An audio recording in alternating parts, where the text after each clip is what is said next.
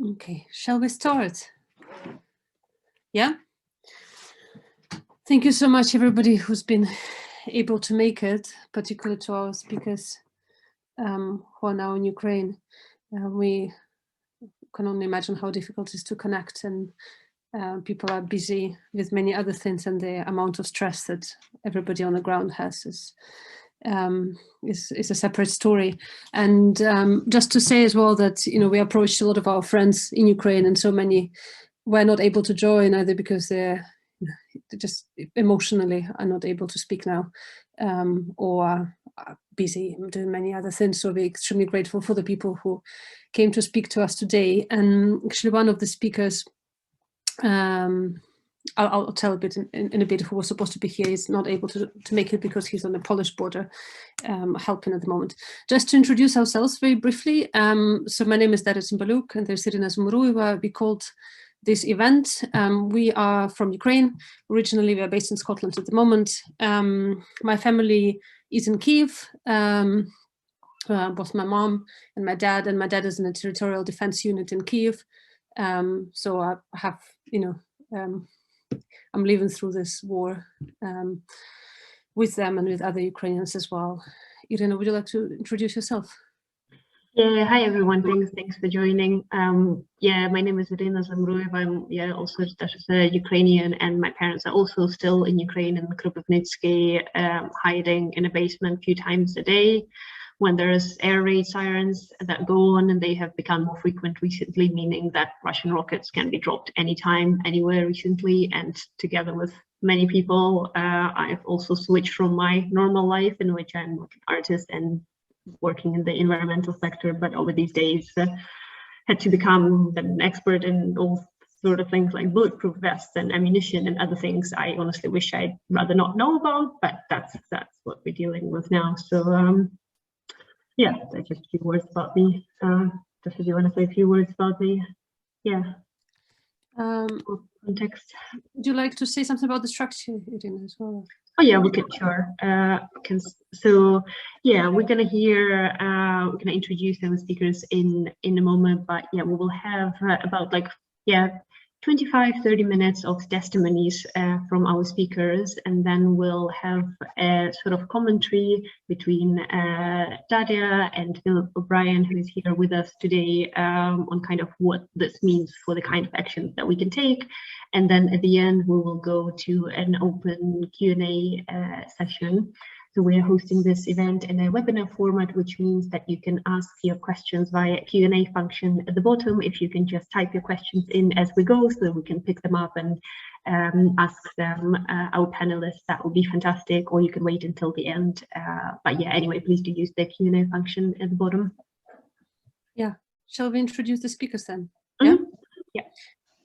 I'll start with Artem Remizov, who is speaking today from the capital of Ukraine, Kyiv, and he will be reporting the situation in Kyiv, but also in his hometown, Kherson, which is currently being occupied by the Russian military, but we've seen that people are protesting every day bravely in the streets against the Russian military. In peaceful times, Artem is a senior research fellow at think tank Institute for Economic Research and Policy Consulting.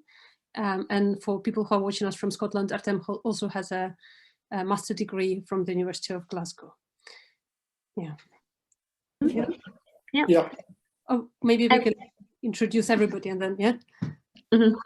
Yeah, so let me just introduce Tetyana Dolghier, who's joining us from Dnipro city today, where together with other volunteers, she receives and distributes aid to people in need in Kharkiv, Dnipro and Zaporizhzhya region. And as many of us having to swap to a very different kind of activity in this wartime, in the peaceful times, Tetyana is a journalist and co-founder of an NGO and also a PR manager in East North Ukraine of American humanitarian organization, JTC. And then we're extremely lucky to have Pavlo Yurov joining us as Anderson from Kyiv as well.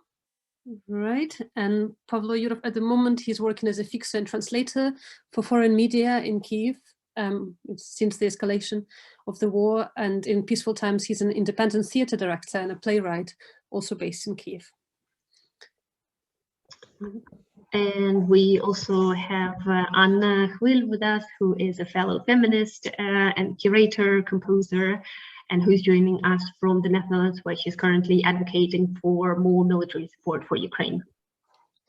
And I'll just, announce Philip O'Brien, who is a professor of strategy studies at the University of St. Andrews, a School of International Relations. And Professor O'Brien has been an incredible ally and friend in the past weeks, helping us to navigate all the new things about air defense and weapons that we didn't think we would ever need to know about. So we're really grateful that you are here.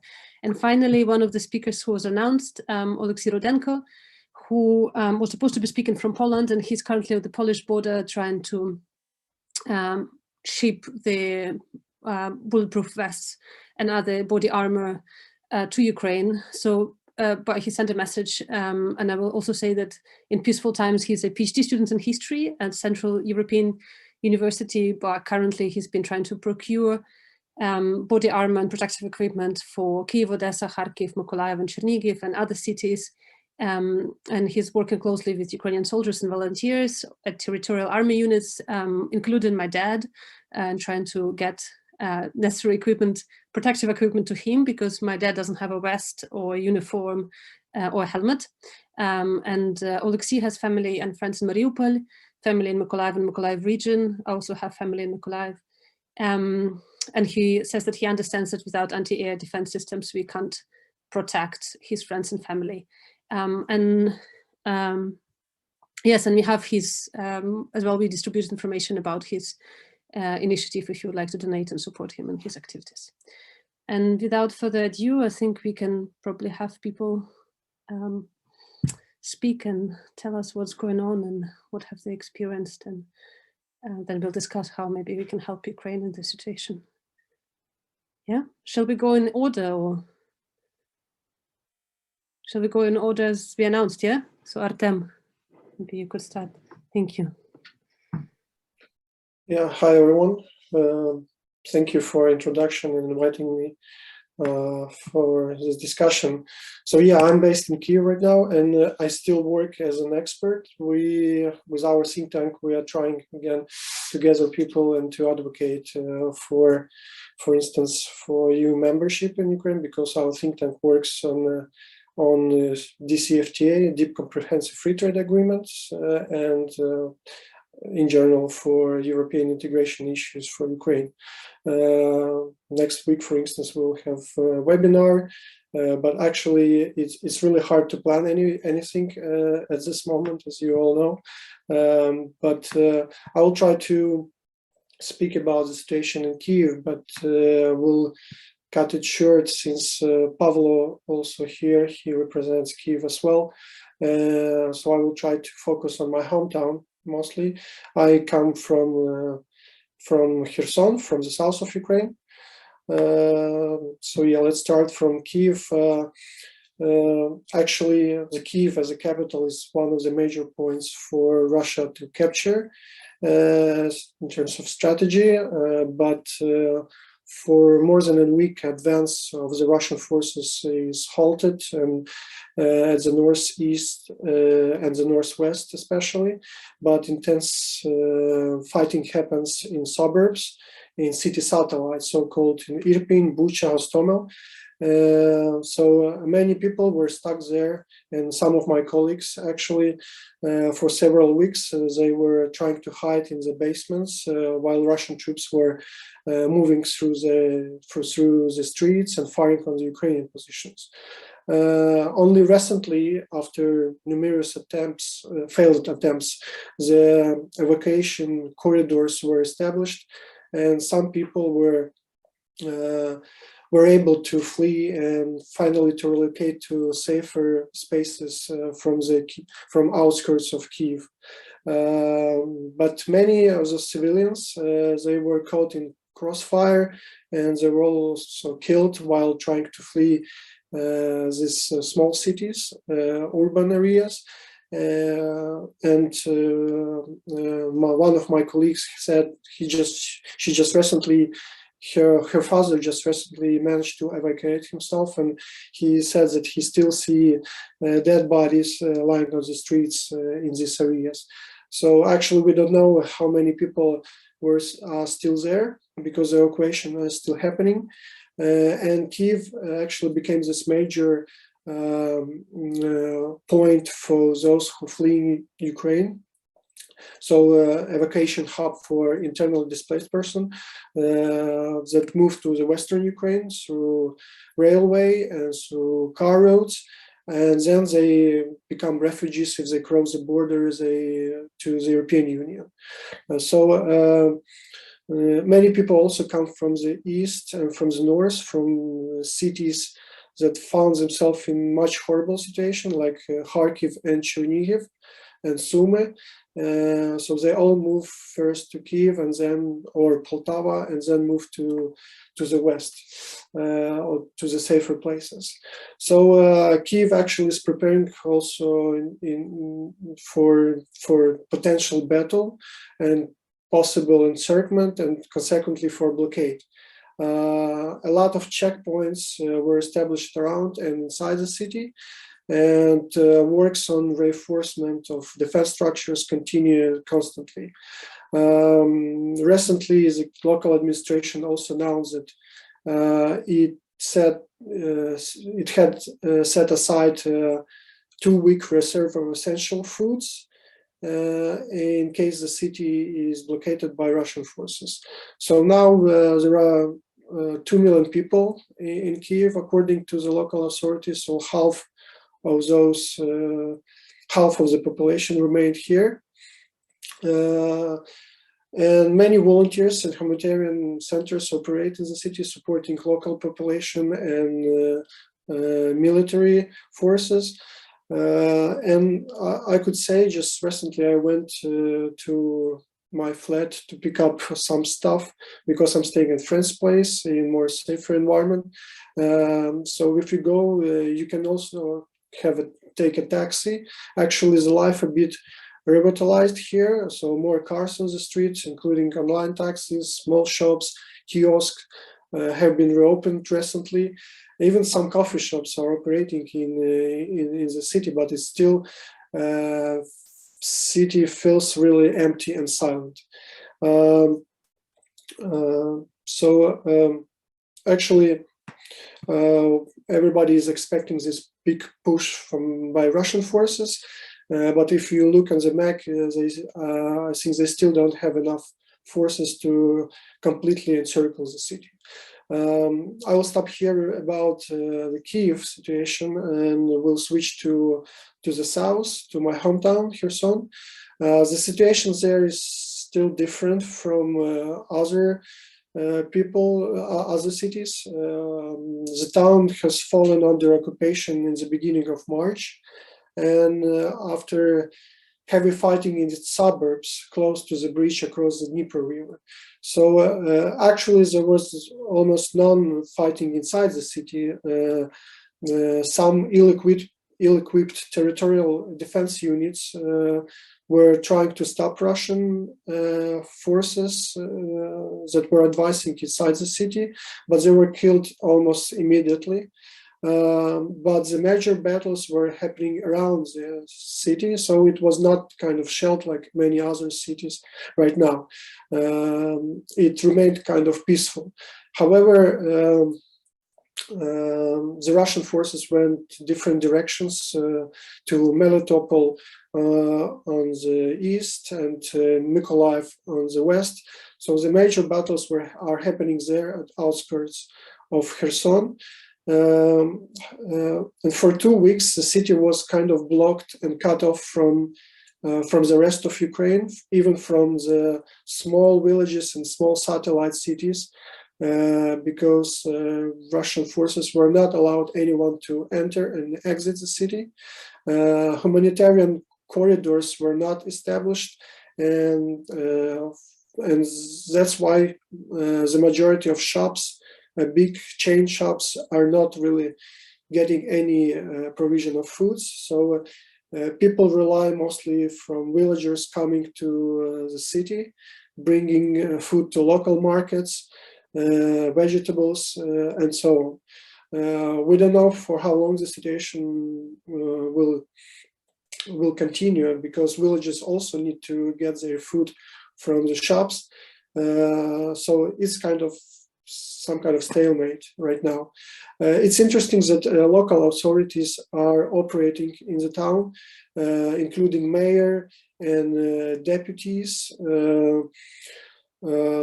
They mainly focus on restoring access to facilities, to social infrastructure, repairs.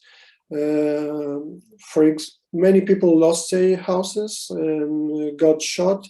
Unfortunately, the airport, for instance, was also destroyed. I think even by Ukrainian forces, so not to allow Russian forces to use it. Big shopping mall was also destroyed and burned, where the majority of citizens were going having fun during the weekends and shopping. So now this movement around the city, the Russian forces, they just started to allow people coming to Kherson, but I'm not sure if it's safe to go out and to move to other cities, for example, to Vinnytsia or to the west, because a lot of fighting happening around, and there are a lot of cases where people got shot in their civilians in their cars. As Daria said, also a lot of demonstrations happening there. Pro-Ukrainian forces go really, almost every day on the streets. They take streets and they approach Russian soldiers bravely and shooting that we don't want you here, you are fascist. However, there are reports also that some of the activists and journalists have been kidnapped. So it's like normal tactics of occupying forces, as we've seen in Donbass before. And they also would like to introduce the fake referendum and to establish the fake Kherson People Republic. It didn't attract also, today they were trying to gather people to support this kind of idea, to make this fake demonstration, but this PR move didn't get well as well with the local citizens. So people are boycotting this kind of moves PR moves by Russian forces. The situation is still kind of tricky, because we may expect more people got imprisoned, and it's not safe to move the streets, for instance, with your phones, because it could be checked. My friends, for instance, who live there, they always kind of clean their messengers, history of the browser, for instance, but also it reminiscent some kind of USSR times where people go to some spot to buy products, and they chat in the crowd and trying to find out where they can buy potatoes or meat or milk, standing in 2-3 hour lines for the products. So actually the situation looks like kind of grim, but on the other hand, as I mentioned, many people do demonstrate and show that Kherson still remains in Ukraine. It's a pro-Ukrainian city. Thank you.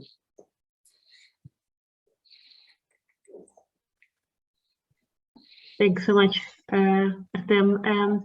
Yeah, we will. Yeah, let's move on to the next speaker. We'll have a Q&A right in the end. So, Tetyana, are you happy to go next? Yeah. Okay. Hello, guys.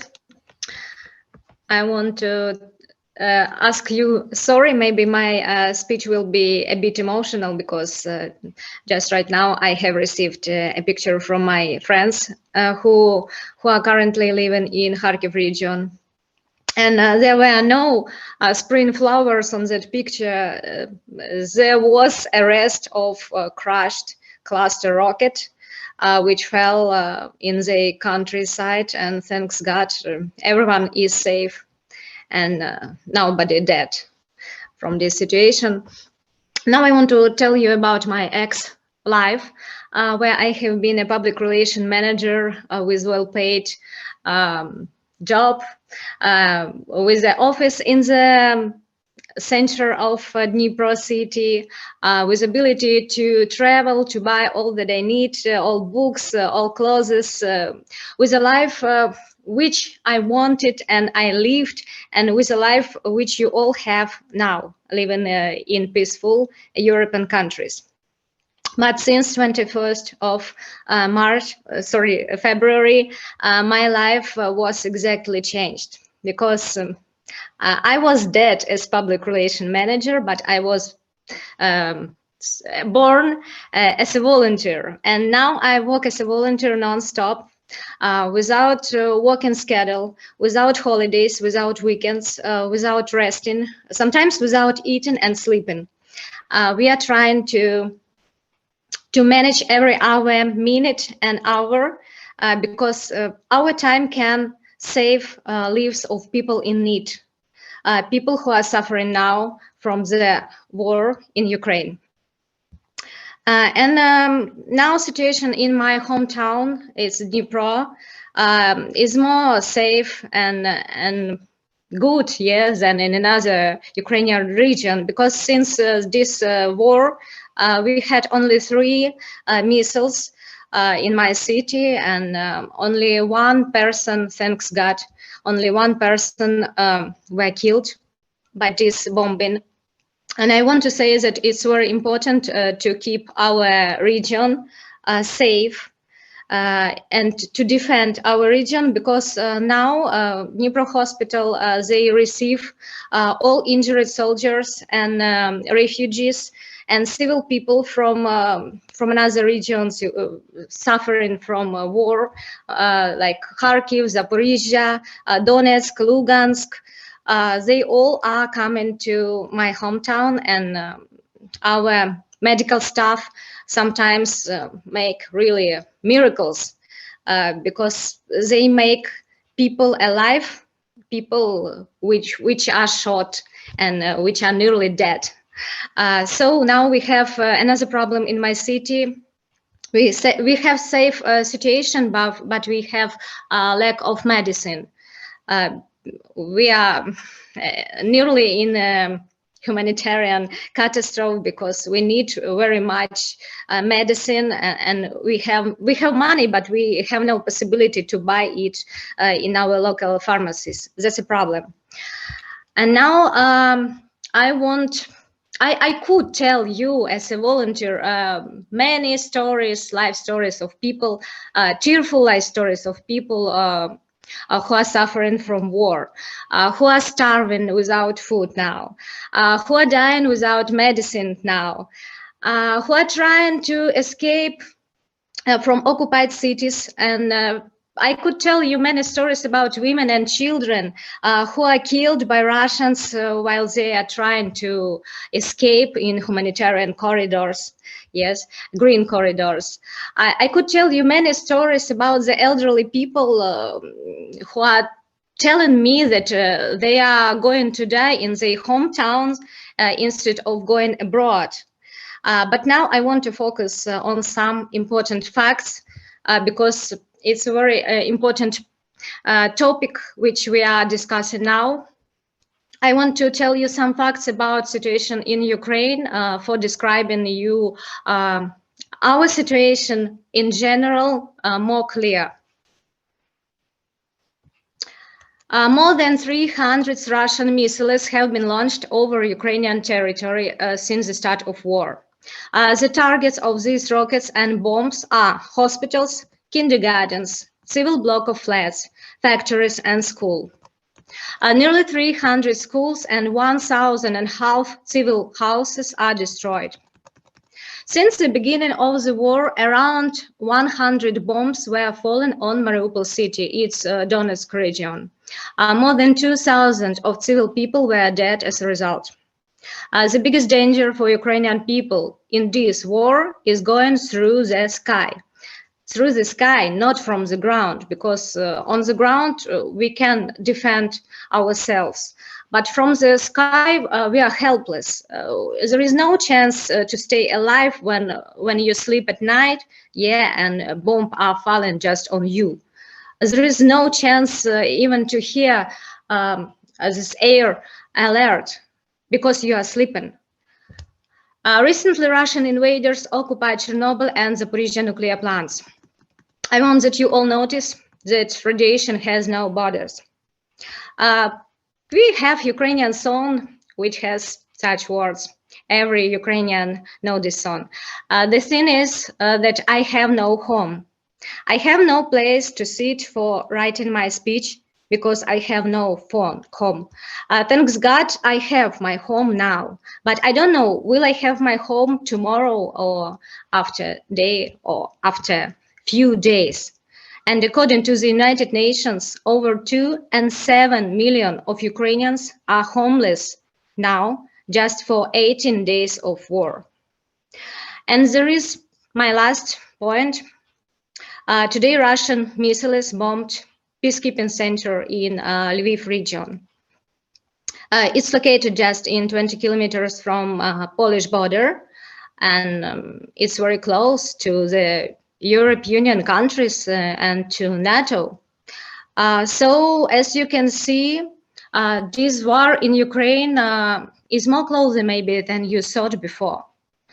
I know that in every criminal code of every country, it has an article according to which if you are seeing that somebody makes hurt or maybe makes crime against another person or kills somebody, and if you don't do nothing, you are guilty. Because you don't do nothing, you will be punished because you are accessory.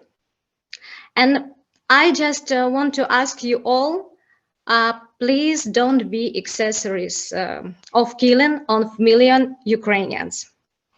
Your inaction and silence kill us every second, every minute, every hour, and every day.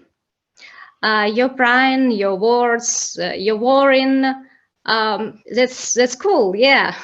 That's very nice support, but you know, it will not help us. It will not protect me from bombing, from Russian missiles. It will not protect me from their shooting. So I ask you all, please, act urgent if you really want that we stay alive. Because now the situation is that we have no chance to stay alive without heavy weapon systems, without air defense, without missile aircrafts, guns, military ammunitions. So I ask you all, please help us to protect our lives. You can do it, manage two things. Just close the sky or send us weapons. Because this war is not only a Ukrainian issue. You, European countries, people of European countries, you can be next. You can be next if we will fall, if we will die. So just think about this and act right now. That's all. Thank you. Thank you so much, Tetyana. Thank you. We'll give some space to Pavlo Yurov, maybe. Pavlo, can you, is it correct, yeah? Are we going in order, yeah? Yeah, if you could speak a bit. Thank you. I think so. Yeah, thank you very much for inviting and for this opportunity to share what's happening here. I am staying, as I said, I'm a theater director, and now I'm working as a fixer and translator for foreign media. Sorry. Yeah, I'm staying, this inconvenience is that I'm staying in the office in Podil, where a group of young filmmakers also stay together while doing this kind of fixing translation jobs and also filming, documenting what's happening in Kyiv city and in the outskirts of Kyiv in these days.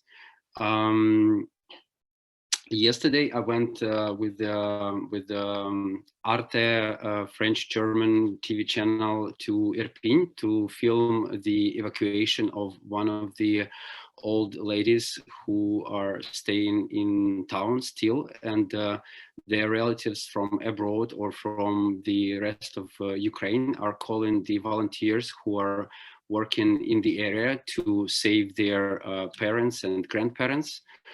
So there was constant shooting in the town, and today the Russians advanced closer into Irpin, and one American journalist, one American photographer was shot dead, and another one wounded during that encroachment, during that forward movement of the Russian army. So now Irpin is closed for the journalists, and I believe that people are still evacuating, although not many of them, the ones who are left now, there are lots of them who don't want to leave. And yesterday we traveled with the man who is in Irpin, a member of the local church, and also receives these calls from the relatives from the outside to force people staying in Irpin move out. And he said that yesterday they had 15 rights for such kind of peoples, and only 3 of the families have agreed to move out. So it's like a very low percentage now. They are mostly, and we visited one of the families, and they have like young kids, and the French reporter who was with whom I worked was very triggered and shocked that this family doesn't want to move, although they have like teenager boy and 10-year-old girl. And while we were standing near their house, the bombs were falling quite closely, and you could hear the sounds and the sound of the shooting happening in the northwest of the town. So yeah, that's the kind of thing that's happening in these areas around Kyiv. Also, there is a new movement in Brovary to the east of Kyiv, with the approach of Russian army.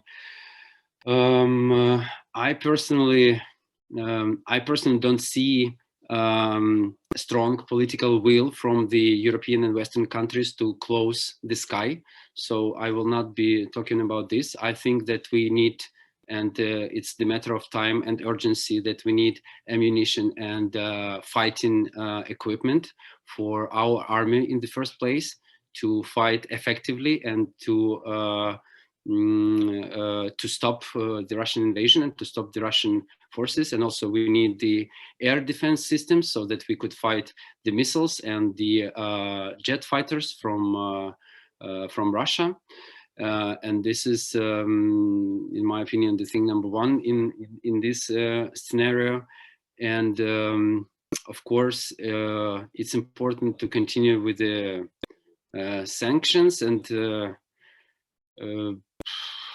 I think also with this, with all the humanitarian aid, it's also very important. And a lot of people here in Kyiv, a lot of people in Lviv and other cities and towns around Ukraine are working on to delivering this humanitarian aid in different directions, and firstly into the towns which are suffering the most, like Chernihiv, Kharkiv, Mariupol, and Kherson. One of the ugliest things for me in these events is they the lying and cowardice behavior of the Russian army when they start shooting at the humanitarian corridors.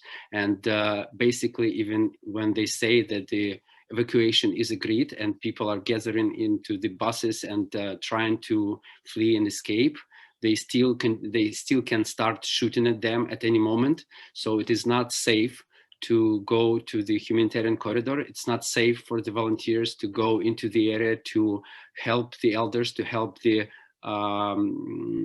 sick and ill people who cannot leave their houses or who are attached to the bed or like staying in this horizontal condition.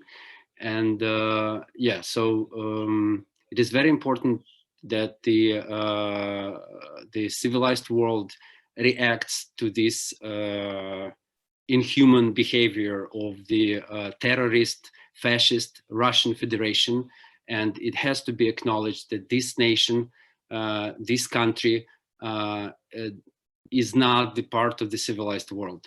It cannot be treated as the civilized country. I also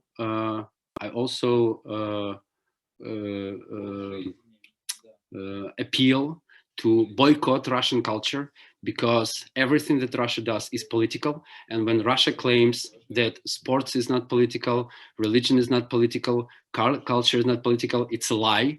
They are just insisting, and they're just promoting their politics, in which they can do whatever they want, in which they can take advantage with blackmailing, with a nuclear threat, with the chemical weapons, with the gas and oil and all that kind of stuff. So it's very important to not only isolate Russia, but to make them learn that they are guilty.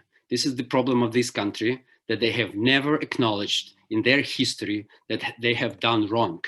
And they must know that they are wrong and they are bad and they are doing crimes against humanity. And they must be stopped once and forever. That's it. Thank you so much, Pavlo. Thank you. Anna, let's come to you next. Thank you. Also, I would like to speak from my position as a feminist, though I'm a composer and sound artist, and currently I'm studying at the Royal Conservatory in The Hague, in the Netherlands. And why I think it's important to talk about feminist perspective, because during last weeks, while fundraising for bulletproof vest and also night vision, I met with the problem that people who actually really they want to have peace and they like worrying about the situation, but they are not ready to take action, and they have a moral barrier towards supporting the military. Especially we see it in many Western European countries, in Germany, and it's also a big question for feminist movement, how to support militaries, because there is an idea that if you are against the war, you shouldn't support military. And it's, I think, clear for all women, all feminist activists in countries which survived the war, like Afghan women, Kurdish women, that it's not the case, that sometimes the only way you can protect yourself is the weapons. And also I think this is very important now to explain, because on the higher level we see, as we just discussed, that governments are not taking enough actions to close the sky, to provide Ukraine heavy defense systems like fighter jets and anti-rocket defense. But also we see that among the population there is many people want to support humanitarian aid and refugees, but they are not ready even to morally accept the fact that they are supporting like just donating money for bulletproof vests, so it's like defense. Anya, sorry to interrupt you. Could you move a little bit closer to the microphone? I think some people are saying it's a bit difficult to hear you. I try to speak like this.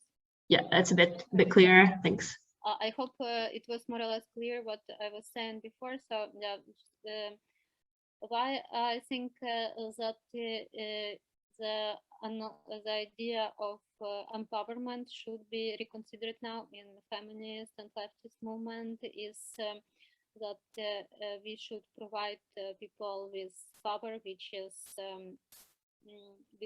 real powers they can defend themselves. So it's and with humanitarian support also we should think what is the long-term strategy, because now, as we know, it's 2.5 million people refugees in Ukraine, and Ukraine population is over 43 million, and we know for sure that all people can't cross the border, and it's already with 2.5 million. We know that Warsaw is booked fully, like Berlin is booked. We know that it's already, but it's even less than, it's just 5% of Ukrainian population who moved, right? And yes, but even for, as previous speaker said, that now I want to talk about like how I see it's more strategical, is that often the argument for not providing heavy weapons also is that it can provoke Russian. But what does it mean? If we talk about risk, but it's already risk, like situation is risky already, so it's not Russia already breaks all agreed agreements about humanitarian corridor. So what is guarantees that if West wouldn't interfere with heavy defense system, that it wouldn't be the war won't go like further. So it's also just it often stops people from advocating for closing the sky, but we should understand that it's not like logic that says closing the sky means war spreads further. It means risks, but so situation is risky, and we should take risks together. And yes, basically this is, I think, what I wanted to say, and I really think that for people who morally are not ready to support militaries, I really understand you. I've been in this position in 2014 when the war started on the east of Ukraine, but I was living in a city which was safe, and it was really difficult to understand. But in the beginning of the war in Kyiv, like on the second day, the building next to my parents' building, it was bombed. Is a rocket got there, so, and it was just by chance that it was not my parents' building. So, and it physically feels very different and dangerous. And I know, especially like for people who are now in Ukraine, it's you can't have any chance for non-violent protests. Like you can't block militaries. It's just like not possible. So the only chance is really now to interfere with heavy defense system and to choose whom you want to say, whom you like. So it's, I think, yeah, a lot of things in idea of peace, how we achieve peace as the world should be reconsidered. And the problem is that it should be done very fast. And it's really like Ukrainians who are now fighting, and they give this time for the Western countries to negotiate, to like go into this moral reflections about what to do, what not to do. But Ukrainians don't have this chance at all, like to think about your identity as a feminist, or like you just need to protect yourself. And yeah, I just think that it really should be clear also for Western countries, for any countries who are safe, that and any countries who are actually not supporting weapons, but they have it. Actually, all countries of all EU countries are in NATO, so it's not about. It's just about sharing the weapons, sharing the defense system you already have. So it's and talking about not supporting militaries when you are protected, not sharing your protection status. it's not about empowerment and solidarity. It's just about keeping your privilege to like say like, okay, this is war somewhere, but I'm like proper feminist, so I can stay away from it. So I think it's. I hope, yeah, I hope. I just know that it's difficult to. It's such a strong resistance to be into this topic. If so, I think if you just have a chance, you just stay away from it. And I can't understand, but we really do hope for everyone to take action in this and take responsibility for this. It's unprecedented. It's like, yeah, I think it's the only case like for all our movements who believe in freedom, who fight for freedom, like feminist movement. It like has a long story of fighting for freedom, and now Ukrainians, what they do, they fight for freedom. There is just no other explanation why it's happening. It's just people who want to be free, and there is some force, Russia, who doesn't let these people to be free. So as a feminist, I think we should support Ukrainians with tools which are possible to use to defend themselves. Yeah, that's what I wanted to say.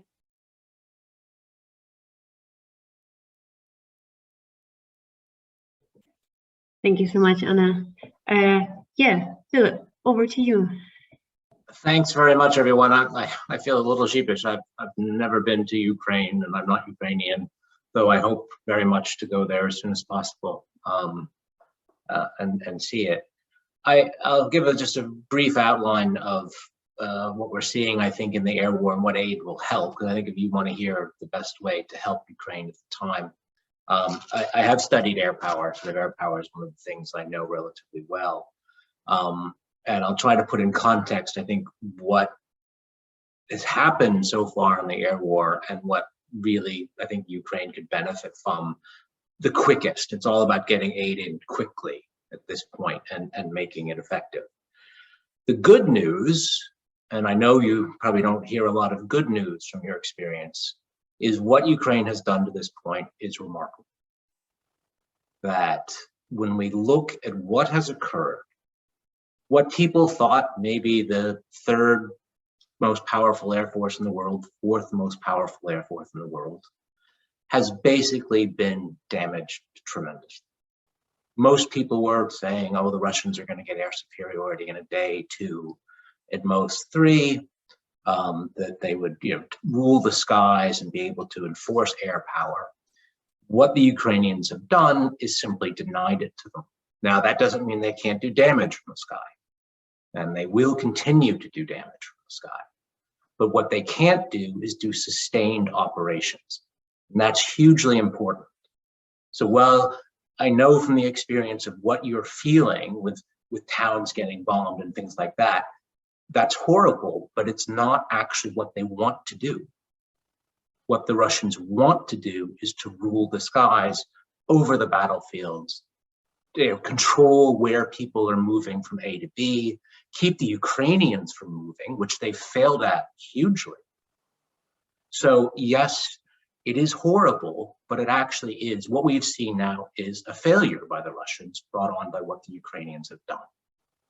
Now, what they have done is, I think, really intelligently used a lot of layers of different systems that they've taken advantage of the fact the Russians, the Russians have had a lot of planes and done a lot of flying in the last few years, but it's never been against opposition. The bombing of Syria was no opposition. The bombing of Georgia and Chechnya, no opposition. So they actually didn't know how to fly when they were fighting against a competent defense. And what the Ukrainians have done is basically put up 3 layers, which is really messing up what the Russians want to do. The lowest level is the one you hear, that's the handheld, and that's effective against low-lying aircraft. The really, I think, effective one has been the anti-air systems. These are actually often Russian-made systems that the Ukrainians operate to great effect. In fact, there was a leading US Air Force general today who was asked, why are the Russian anti-air systems not very good? And he said, well, they're fine when operated by Ukrainians. So the Ukrainians have actually been able to do that. And then there's the fixed wing aircraft. So using all three, those are the jets, all three together, what the Ukrainians have been able to do is contest the skies and keep the Russians from doing what they want to do. So that's the number one thing. The Russians are not doing what they want to do in the sky. And what Ukraine wants to do is keep them from doing that. So they want to deny the Russians air control, air superiority. In terms of, therefore, getting the Ukrainians the aid they want or need, what you don't want to do is throw in too many new systems. You have to, in a sense, play to the strengths that Ukraine has already shown. It's very difficult to throw in entirely new systems in a very short period of time, because these can be quite complex systems and they can need to be training. So then the top two are, and the one I think that is most important, are the anti-air systems, more than the handheld. There's a lot of handheld, and you want to get as many of those, with the sort of larger anti-air systems which can track. It's all about the ability to track Russian aircraft, which is only from the larger systems that you see can track more than the handheld, which look for signals like that. So I think if putting pressure, and what I've been sort of also arguing for, is to get the anti-air systems, get as many of them in as quickly as possible, because they really are making it very difficult for the Russians to operate. At the fixed wing, I think the fixed wing would be good, but I think they're less important than the anti-air system. I mean, there've been a lot of talk about the transfer of Polish jets, and that would certainly not be unimportant, and I think that should be continued to be pressed for. My own view is that that would take longer to have an impact, because you can't just give a plane over and have it take off the next day and go into combat. It needs to be reconfigured for the new Air Force. And you've got to get people trained in that specific aircraft to make sure you have enough and you have the right maintenance facilities. Whereas you can get the anti-air systems up very quickly. So in terms of defensive air, that's what I would lobby for. I'd go really press for the anti-air systems and the handhelds. Keep pressing for the fixed wing, but don't feel that if you don't get the fixed wing right away, that's a disaster. Because it isn't the disaster perhaps you think it is, if you can get the other systems. And the other thing, what Ukraine has actually shown is that they have offensive air. And offensive air, you don't need to have me tell you about the Bayraktars and the other drones, are hugely important at this time. Why? Because the Russian army has been advancing, but the Russian army is actually in a mess right now. It can do a huge amount of damage. From what we can tell, its casualties now are somewhere between 6,000 to 8,000 dead, maybe more. But usually the ratio you say is if you have 6,000 to 8,000 dead, you'll have 3 times that wounded. So at a minimal, we'll be talking about something like 25,000 Russian soldiers out of the original force are probably out of action. That's not a bad estimate. It might be a little bit lower, but I think that could be reasonable. Normally an army, when it loses between 20 and 30% of its force, becomes combat ineffective. By that, it means it's simply too worn out, it's too damaged, the morale begins to crack. And I think we're seeing signs that Russian soldiers are actually beginning to suffer. They're now at probably 10% casualties. At the same time, they're very vulnerable to air power from the drones, those different systems. And the Ukrainians have shown they can operate those systems. So they should get more of those, plus more you often see the phrase EW, electronic warfare. That's a very important part of the system because it can jam the ability to track. I mean, it can sort of mess up the ability of the Russians to try and track these things. At the same time, it'll mess up the ability of the Russians to communicate. So I would certainly, for offensive air, if you're talking about that, I would talk about get as many of the UAVs that the Ukrainians can operate to them as soon as possible with some good electronic warfare systems to try and jam Russian communications. I mean, there's been a lot of real shoddy technology use by the Russians in this war, but one of the most shocking is the poor level of communications they have. You know, they are communicating. That's one of the reasons I've heard they haven't gone for much of the Ukrainian, maybe you'll tell me, they haven't actually knocked out a lot of the Ukrainian mobile phone system, is because their communications are so poor, they're having to use it. Yeah, they're communicating. It's probably an indication of why the Ukrainians have also been able to take out a number of senior officers, because they're having to do these communications in clear over mobile phone networks. So I would certainly say, yeah, that's a vulnerability in the Russian system that goes along with drone usage. So, I mean, it's almost 7 now. I know people probably want to ask questions, but I think what is going on is quite important in the air war. I think I would, as I said, lobby for the systems that Ukraine shows it can use and use effectively. Keep doing what it's doing. And actually, time is on Ukraine's side, not Russia's. This army is going by Russia, probably has 2 to 4 weeks left. After 2 to 4 weeks, this army that we see now will be shattered. And at that point, Putin is literally going to have to make up an entire new army to go into Ukraine. So I think what you want to do is get in aid now to fight the next few weeks. And that will be a very crucial time. Well, I'll stop now. Yeah, thank you so much, everybody.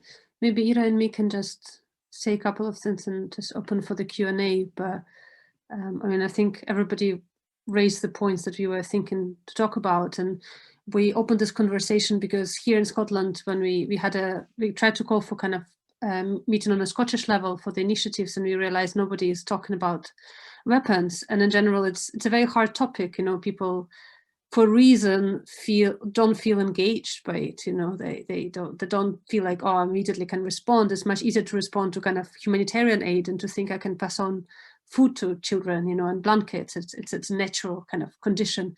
But when you start talking about weapons, and of course the pacifist movement, which we also feel like we belong to, makes it much more difficult. And that's why we wanted to open this conversation and to really talk why the situation in Ukraine is different, that Ukraine is clearly in a position of an attacked victim. You know, the nation is consolidated. And as you know, as Anna was saying, you have to give us means to defend ourselves. And because nobody's really talking about it, we're thinking of how do we open this conversation and how we put public pressure. So more than a week ago, we put together this letter that I shared, or this template that you can use, and you can address your MPs, your MSPs. They might not always have direct power, but public pressure is important. There are also links to rights to parliament members in the EU, in Canada, in US. And just, you know, writing an email and saying why you think this question is important, why it's not only important to take in refugees and provide humanitarian aid, but also to lobby for the air defense, because really without air defense, there is Russia will continue shelling civilians, and we will see more and more death on the ground. That's just the reality it is.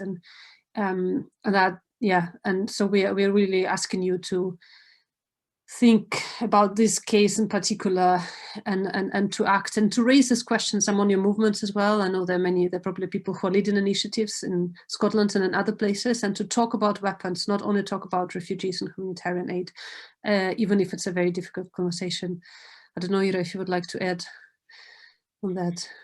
Yeah, just sort of, a few points, I guess, for me personally, although it, just strongly resonates with what everyone has already said, that I personally, at some point ago, also would have said, but I'm against all wars, I don't want people to have weapons, but kind of, had to rethink that for myself, because realizing that it is exactly by not donating to the army, to the Ukrainian army, and by not mobilizing political support in the UK, where I'm based now, I let my fellow Ukrainian people die.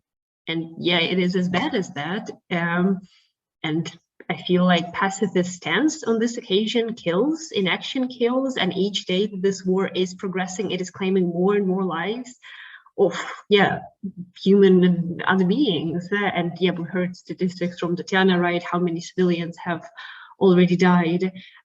So we are unfortunately really beyond any point of kind of diplomatic settling of this war. And I think, as Anna was also saying, that a peace sign isn't going to stop Russian bomb landing onto Ukrainian hospital.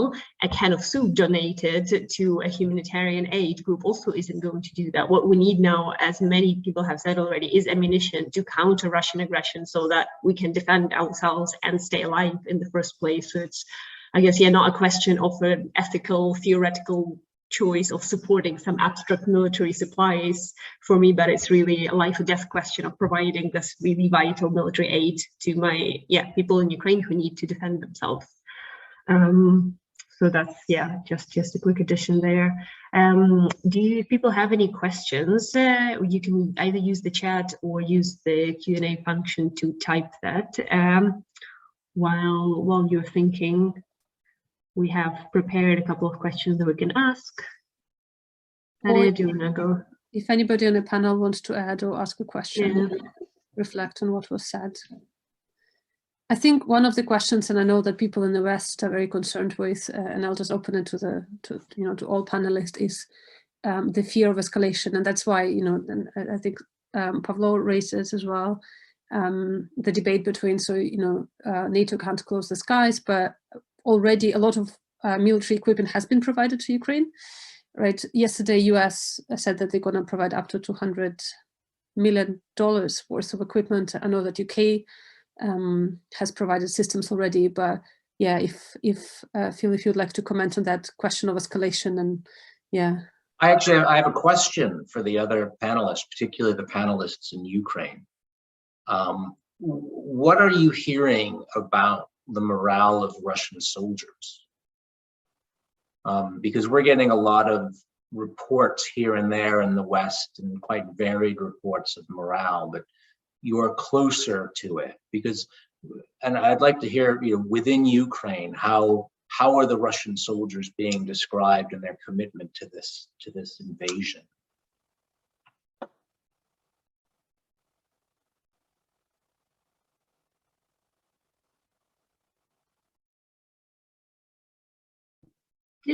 Artem, do you want to go? Yeah, well, we have a lot of video, like phone recording, intercepted phone calls between Russians and their commanders and Russian soldiers and their families. So actually what we hear, of course, it's white propaganda by Ukraine to provide those kind of, we don't know if it's the mood of all the soldiers, but what we hear from these intercepted calls is that Russians, they didn't expect the real war happening here. Even if they went there, they were told by commanders that local population will just welcome there, and it will be just an easy walk for them. And it didn't happen like that. So also they're complaining about the Russian commanders just not giving them clear orders and not really organizing well their movements and attacks. So they just tell to their families that we have 1/3 or 2/3 of our unit just demolished because of stupid commanders, and that they are like a cannon meat, or cannon meat, and they don't want to go there anymore. But so the morale, what we hear is the morale of soldiers is really low. Also, they also mentioned that their conditions they live and their positions right now, it's also not sustainable. For instance, we've heard that now Russian soldiers are legally allowed to loot villages and to self-sustain the food provisions. So actually what it said, so go and do war crimes, because we cannot afford to provide you even with the food, and many of them are staying also in villages, in the houses. So it says a lot about logistics, but also about how ordinary Russian soldiers are actually treated by their commanders. That's from my side. Mm-hmm. And Artem, I think, did you want to comment on the first question from Dario on the kind of the context that makes Ukraine specific in relation to the weapons? Well, yeah, we hear a lot of arguments of normative nature, and so I would like proceed with this. Like, there is a normative argument of providing the weapons. Of course, it's a right of self-defense, regulated also by the UN Charter, but also interesting that in Europe, when we speak about the Second World War and about genocide, there is a motto, never again. So never again is happening right now. And when Europe is kind of stay silent, well, of course, Europe is not staying silent. We see really tremendous support from people who never even actually were interested in politics. I have a lot of foreign friends who said that their families, their relatives, they're so interested now, they're really rooting for Ukraine. At the same time, in terms of political issue like providing weapons, politics should know that never again is happening now, and happily Ukraine is also supporting this image of Europe as normative power. And in terms of more rational perspective, Putin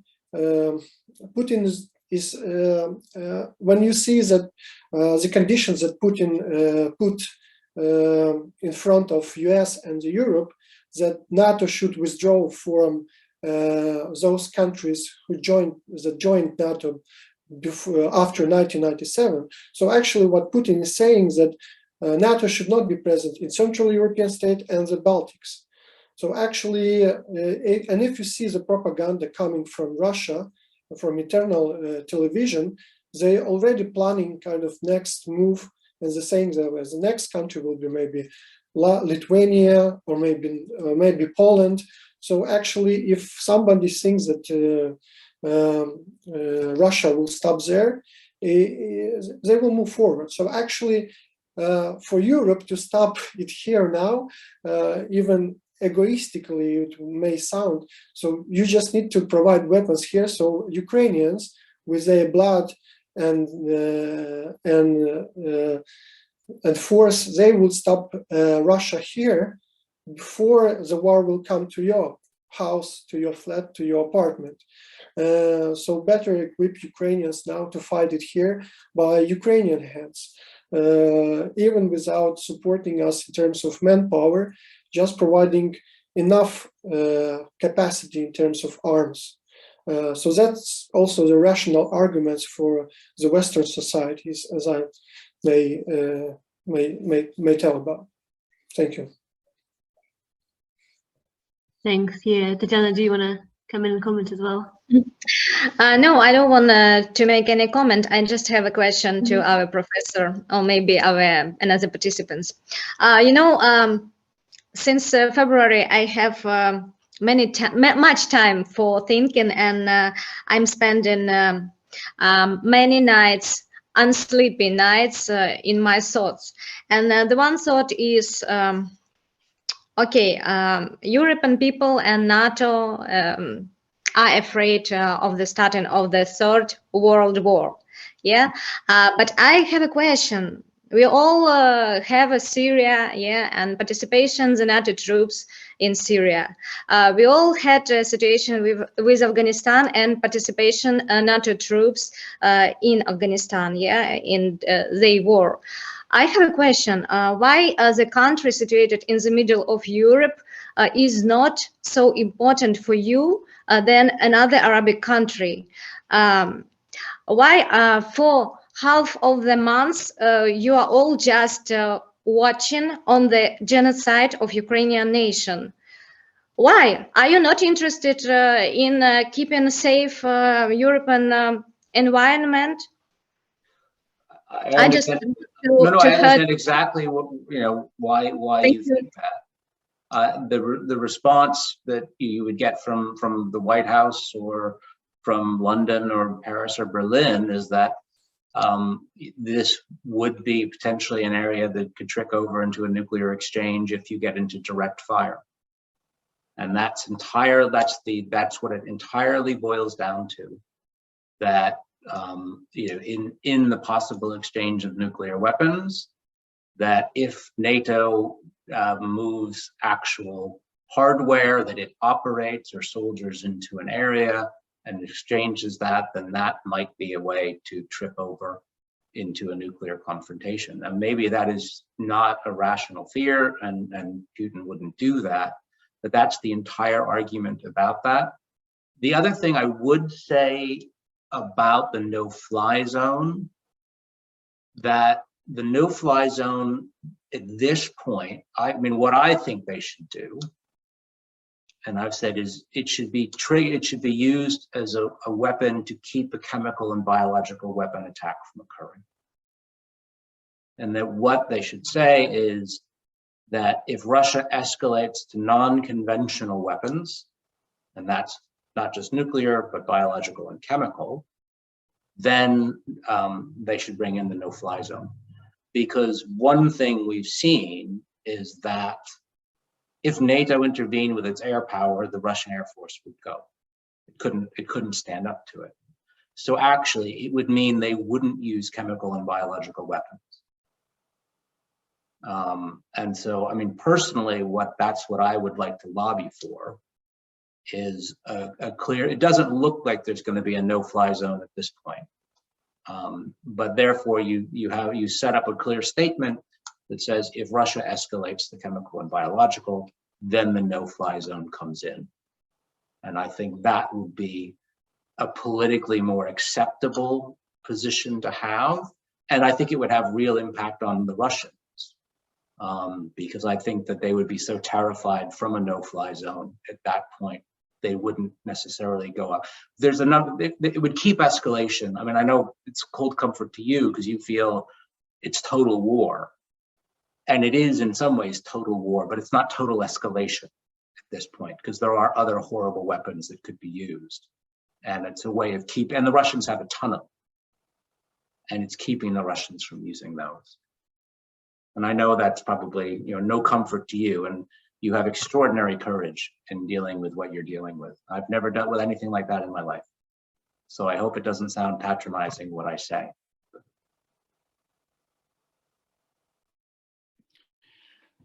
Can I wanted to comment on this, or? I think, Pablo, I think Anna had her hand up, and then, so maybe Anna first and then over to Pablo. Yes, I can also shortly comment one thing about pragmatic. Just a bit louder, maybe, or closer, yeah. Also one of to what Artem was saying, to this pragmatic reason that the more time Western governments are waiting and not giving Ukraine like heavier defense, the more cities will be ruined. It means that the more people won't be able to return home. So the more millions of refugees will come, and the normal life will be destroyed. Like, because these people, there are also like professionals who will compete on the labor market, who will take like who will need housing, who will need like, and these people like just already like Kharkiv is half destroyed. So yeah, so it's also something the time is playing against the normal life in Europe and anywhere. And the second argument, it's, as I said, I'm composer, I'm not a weapon expert, maybe someone, maybe you, maybe someone else can comment, but as I read during this week, like in case of nuclear, if we mention the worst case scenario, nuclear weapons is still not an apocalypse, as many people imagine. Like, it's still like as I read, like that 40% of people stay alive after like nuclear like explosion, and it sounds terrible, but what is the percent of people who survive in Mariupol now? Maybe it's like the same, and in Kharkiv maybe it's also the same. So, and this idea like that for many nuclear weapons meant the end of the world, but it can also come but slower. So, and again, we're talking about the risks, but not that logic that if Ukraine will be provided heavy weapons, like more actively, that Russia will use. And also, if Ukraine won't be provided, Russia won't use nuclear power. So that's what I wanted to add.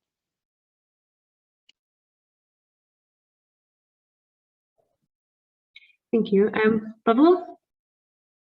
Yeah, I wanted to comment on this previous question regarding morale of the Russian soldiers and Russian army and so on.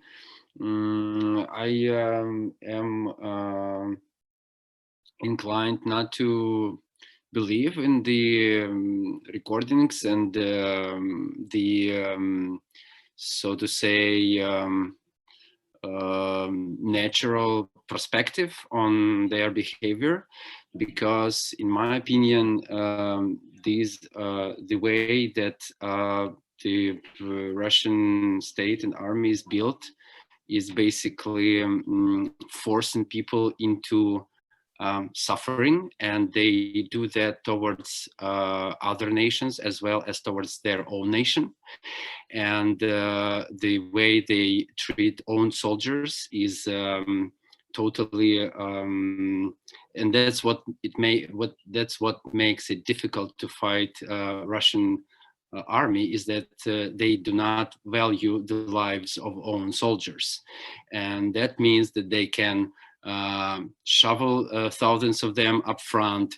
They can shovel thousands of people from the whatever Siberia, Central Russia area up front.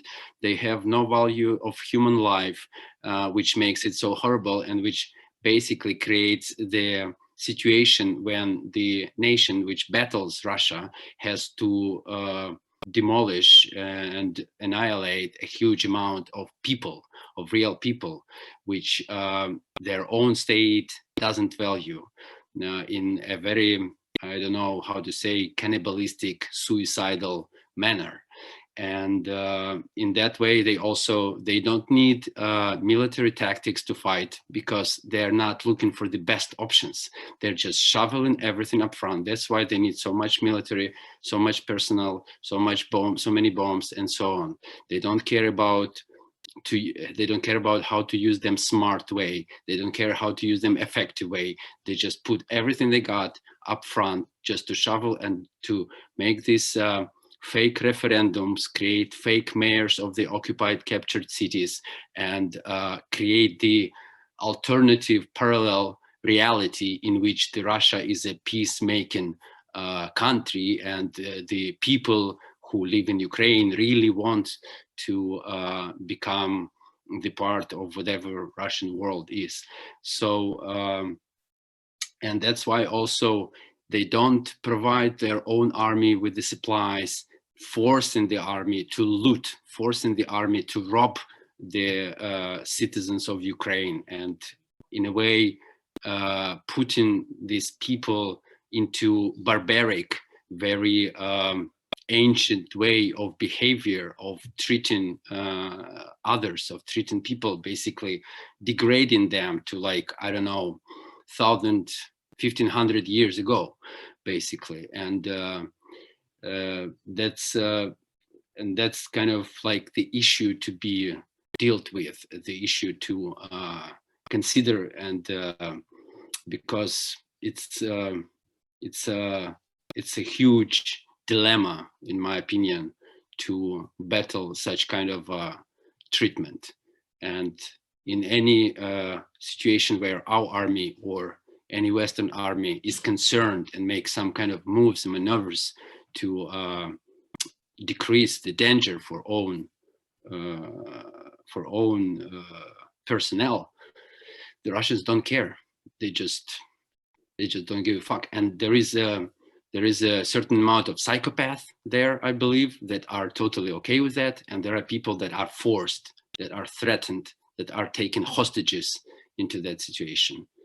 So it's all kind of a mixture of different behaviors, different mindsets, and that creates this chaotic, boiling,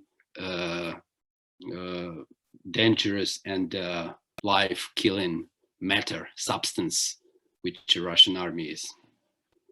Mm-hmm. Yeah, thanks so much for that reminder, Pavlov. Yeah, what totally worthless, how worthless human life is in that context.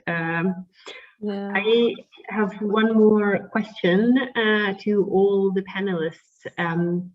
So here in the media, we often hear that there's this fear that more weapons from NATO will somehow provoke Russia. We heard that sort of Putin is calling Western arms convoys to Ukraine as legitimate targets, and those sort of news. I would just like to hear your comments and thoughts and responses to that fear, kind of that more weapons might even escalate things.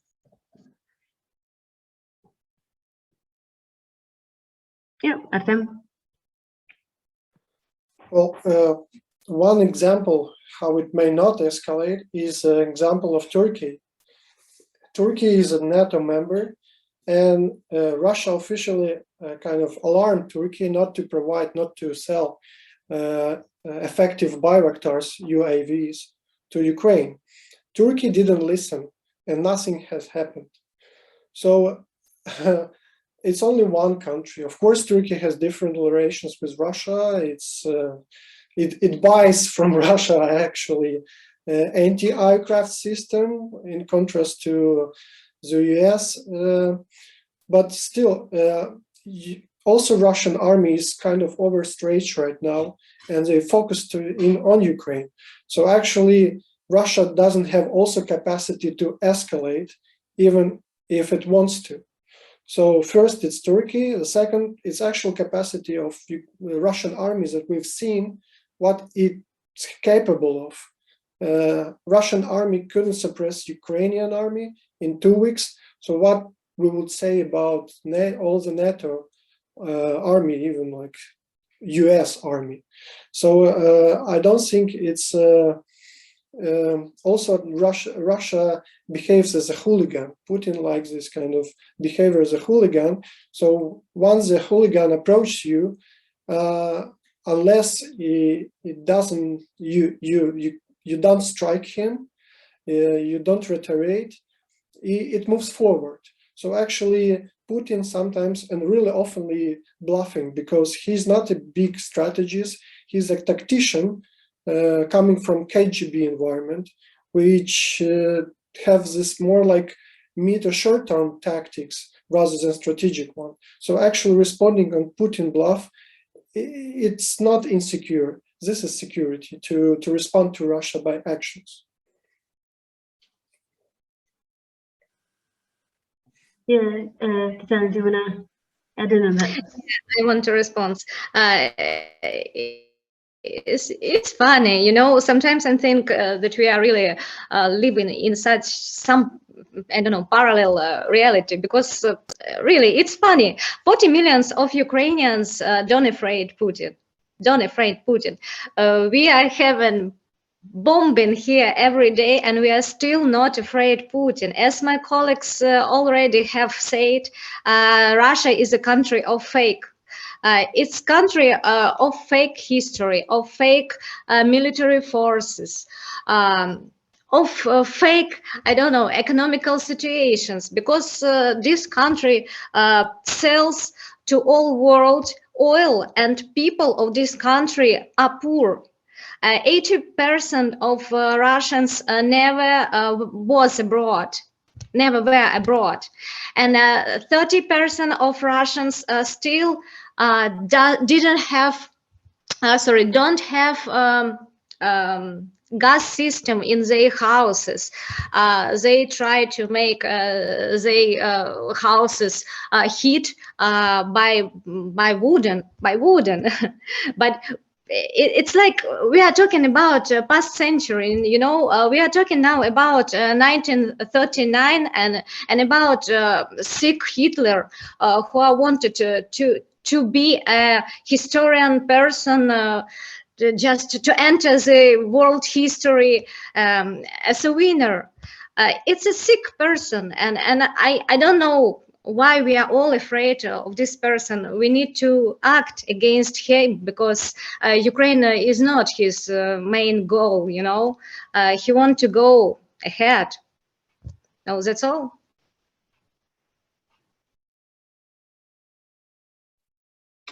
Yeah, Phil, do you want to respond to that as well? Sorry, I'll be very quick.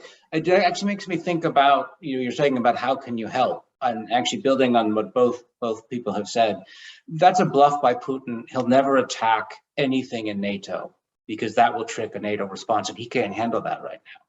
So I don't think you have to worry. He doesn't have the force to. In fact, if I were Ukrainian, I would hope he would attack NATO, because I think it would be, it would end Putin. So I don't think you need to worry about an attack into NATO. What you need to be able to do is have the transport to get, so NATO will be able to get everything to the Ukrainian border. And they're terrified. I mean, that's one of the things, they're really scared of what the Ukrainians have done with this weaponry. And this, I think, is something that we can see, the terror that has happened to Putin and the people around him. What you need to be able to do is transport that from the Ukrainian border to the east. So I mean, I don't know enough about how they're doing it. They're obviously doing it very effectively. And you can see that's worrying the Russians, because they've started to do the attacks on the airfields to the east. The change in Russian attacks in the last few days, I think, is part of an attempt to interdict the movement of weapons from the border to the east of Ukraine.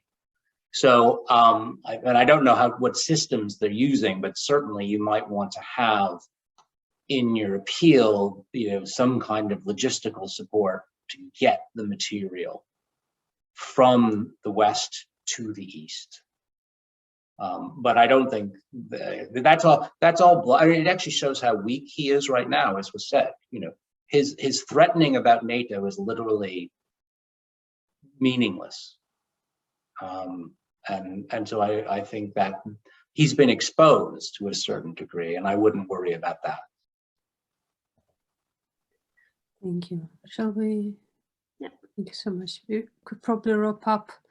Thank you, everybody, so much for coming, especially the people who are not in safe places in Ukraine at the moment, and have a lot of other priorities of survival. I would ask also all the people that attended, and we'll share the recording of the video, if you could please have this difficult conversation about weapons with your relatives, friends, talk to them why this is important, why we have to lobby for it. If you're organizing demonstrations, make sure this point is raised as well. It's not only the point about humanitarian aid and refugees, but also weapons is important. It's a pressing issue. And if you really want Ukraine to be safe and civilians stop being killed on the ground, this is one of the questions we have to be talking about as a public. And in the past weeks, I think, particularly in Western countries, like the public support has been massive. I mean, I live in St. Andrews, small town, the Ukrainian flags in front, the shops are decorated in Ukrainian colors, people are already supporting us. I think it just, the matter as well of talking to them and saying, we also need support here and we need to keep lobbying, because the public can put pressure on government and the governments can act quickly and provide the necessary support. We shared the template that we put together. We'll update it as well after this conversation. Feel free to use it as sending an email to your government, but also just opening up this conversation about a very difficult topic. I don't know if Irina, you would like to add anything. So just a technical thing, then we'll circulate the recording of this to everyone that registered and find a way to publish it online soon as well. And if you want to share it with any of your networks, because I think there's been such an important messages that we're trying to push for here in the UK, and that, so that our kind of fellow resistance colleagues, humans around the world can also use this as kind of helpful material for them to craft and shape their messages. But thank you so much again from me to all the attendees, and of course to all of the speakers that have joined us today. And thank you. And as somebody said, please stay safe. I hope we all will see each other. Thank you. We will. One day. And we'll circulate the recording, and also I know several people on this panel are fundraising, so we'll share the contacts so you can donate directly to their causes and help them in that. And we will win, no doubt. I just hope that it happens sooner so less people die on the ground. So, and please circulate if you get that consolidated information about providing aid, and if you can send the links around, and we can tweet them out and get that out. So that would be useful. The template is pinned on my Twitter at the moment, but we'll update it as well, especially after your suggestions, Phil. We'll add logistics and we'll add the biological and chemical danger there as well. So that's super helpful. Thank you so much, Stay safe, be in touch, and we'll win, as Artem, I think, message. Thank you. Thank you. Have a calm night. Bye bye, guys.